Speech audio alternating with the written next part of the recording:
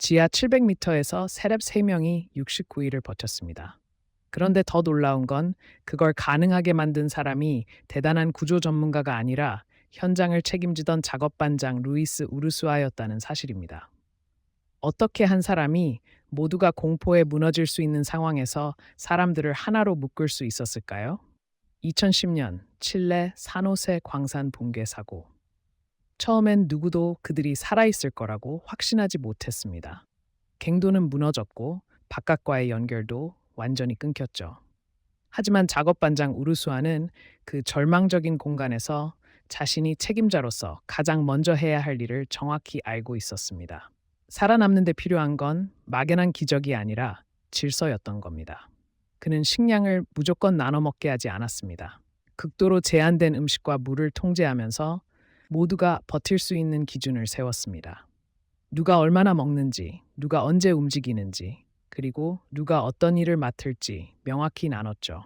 예를 들어, 의학 지식이 있는 사람은 간호사가 되었고, 유머 감각이 있는 사람은 오락 반장이 되어 불안해하는 사람들을 웃게 했습니다. 이건 단순한 관리가 아니었습니다. 사람이 극한 상황에서 가장 빨리 무너지는 이유는 배고픔보다도 내가 지금 뭘 해야 하는지 모른다는 불안 때문이거든요.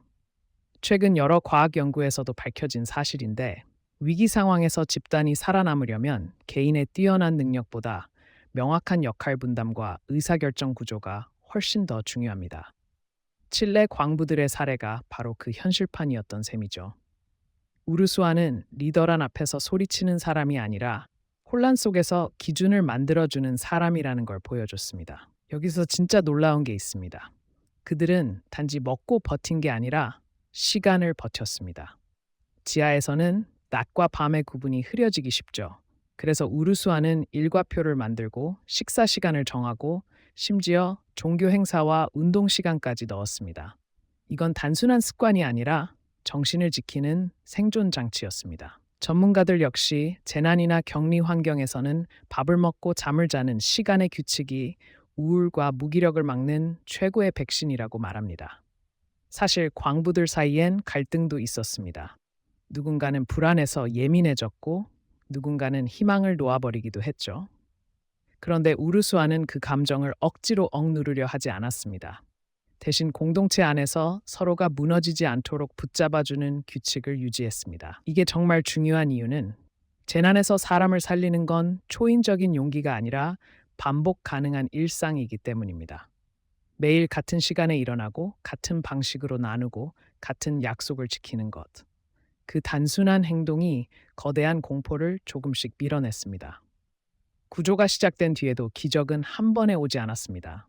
캡슐이 내려오고 광부 한 명씩 지상으로 올라오는 순간마다 전 세계가 울었죠. 그런데 그 장면의 중심에도 우르수아가 있었습니다. 그는 마지막 순간까지 질서를 놓지 않았고 가장 먼저 올라가려 하지도 않았습니다. 그는 세 명 중 가장 마지막으로 캡슐에 탔습니다. 리더 자신이 욕심을 내려놓고 책임을 다할 때 집단이 얼마나 강해질 수 있는지 증명한 겁니다. 이 이야기가 오래 기억되는 이유는 분명합니다.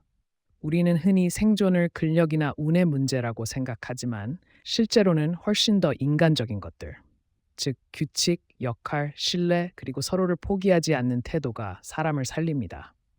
지하 700m에서 살아남은 건 광부 33명만이 아니었습니다. 절망 속에서도 공동체를 설계하고 책임을 다한 한 사람의 리더십도 함께 살아남은 겁니다. 어쩌면 우리 삶도 비슷할지 모릅니다.